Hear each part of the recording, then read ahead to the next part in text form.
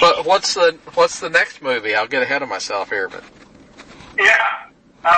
So we're wrapping up the Iron Orchard with our theatrical release in February.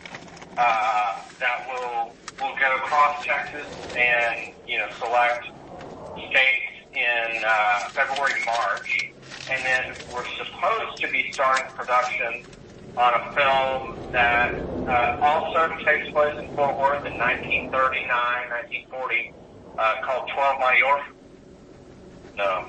oh I know that's. Yeah. Good grief, you're about to do. I guess if you're going to do all the books that I own, I'll just have to tell you what else I have on my shelf. That's an awesome story. Yeah, it's a great story, and it's they've tried to do it a few times. Luckily, we've kind of got the right team together up there. Coming off the heels of another 1930s, 40s Texas, sort of legacy book, it kind of helps. It's helped us a lot, honestly. So, well, we're excited about both getting one out and getting one in. So. Well, let me go back to the Iron Orchard. First, I'm one of those people that I don't know. I guess I got turned on to the book probably about 10 years ago when the Barnett Shale drilling was going on, and I was covering that, and people said, "Hey, have you read the Iron Orchard?" And so I finally did, and was completely hooked. So how did you get involved with it? Yeah, it was. I think there must have been a resurgence in that book. In probably 10, 12 years ago, because I had a buddy. We both went to University of Texas, and he went out to Midland and, was wildering hell and having a great time. It was probably, 2000, 2002, 2003. And he was having too much fun, and he read the Iron Orchard, and, he literally quit drinking after that and hunkered down and focused on his business and, is now doing great. But how I originally got into it was a friend of my father had mentioned it to me. A guy named Steve Massey, he's in the oil and gas business and sells pipe. He was a, great, iconic sort of figure for me growing up in Midland. Was like a lineman for University of Texas. Just this great guy. And he called me up and said, "Ty, I've got the rights to this book, and I want to make a movie." And I kind of, I've heard that so many times, and I appreciate the passion for those type of projects. Most of the time, they're probably not worth making into a movie, and that's why they haven't been made into a movie. Right. I feel like. But I got my hands on the book, and, page one, I was hooked. Of that description of Jim McNeely out on the old Andrews Highway, north of Odessa, waiting to be picked up was like something that I had experienced, and I just knew that just the way it was written, too, it's just so well written. It's very poetic, very beautifully written. And I just couldn't put it down. And I blazed through 380 pages really quickly, kind of just my head popping, not really knowing how you could potentially even make a film that's 2 hours long. But yeah, it really hit home on a lot of levels for me. And of course, I didn't go into the oil and gas business like I originally had set out to do, and my dad and granddad were in the oil business, and I went into the film business, and I'd always wanted to do a story about kind of where I was from, and this was it. And so I helped Steve kind of get a script written and try to put a package deal together, and we were trying to do a kind of a big deal film, a bigger budget film, I'll say. And it was just tough. You know, if you're not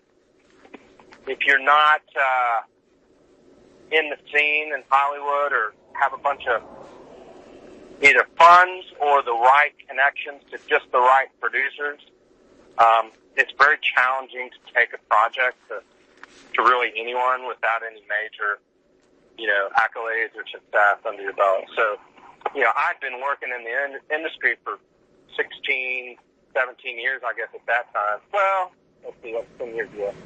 No, probably 12 years. But I just didn't have the contacts to really push the project with any significant pull. The only saving grace I had was if we could have got some big financiers behind it at that point. And for whatever reason, nobody wanted to finance it other than the very minor, you know, developmental costs. And so ultimately the long and the short is the option expired. We just figured it was dead and gone for a little while, and I finally came back to Steve and said, look, you know, if you don't want to continue to run with this option, it's very much like a oil and gas lease, right? You know, you have a very definitive amount of time to get something done, like a well drilled, or those rights revert back to the owner, and that's kind of what had happened. And I went back and renegotiated everything with the owner, who were the Van Zandt children, Ned, Tom, and Eden Bott. And I said, look, you know, I just really am in love with this story, and I don't think I can do it as a big picture. But if y'all are interested in letting me take a crack at it as an independent film, I think I can do it. And so that was kind of how it all came to pass. That was 2011, 2010, somewhere in there. 2011. So it's been a little while. Yeah, and it must have been somewhat expensive just to do it in period. I mean, that's got to be one aspect of it, right? You mean the film in and of itself? Yeah. Yeah, I mean, look, the doing anything where you're recreating a world that's long gone is incredibly time consuming and expensive. You know, time and money, and those are the two things we were in very short supply on. You know, normally we were doing budgets early on for the film that were, you know, I think our first budget was like $7 or $8 million. And that's a pretty decent sized film. You know, by Hollywood standards, it's still small. But, you know, for us, it was enormous. And for me as a filmmaker, to sink my teeth into a first feature film at that level is just not really viable. Mm-hmm. So, over the years, we just whittled it down. We made some very strategic partnerships with some people. You know, what really sort of tipped the scale for us, I think, was the Settles Hotel in Big Spring. Mm-hmm. We partnered with the owner of the Settles, a guy named Brent Ryan, who's just a great guy out of Dallas, has just done so much for the town of Big Spring, where he's originally from. He bought and restored the Settles in early, 2010 something, and put $30 million into it. And just made this really incredible hotel.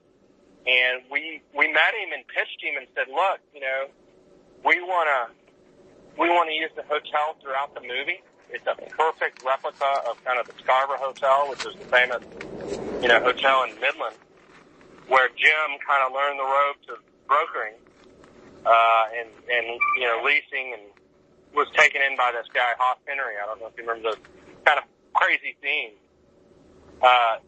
They incidentally don't make the movie just because, but the hotel does. What is supposed to be the Scarborough is the Settles Hotel.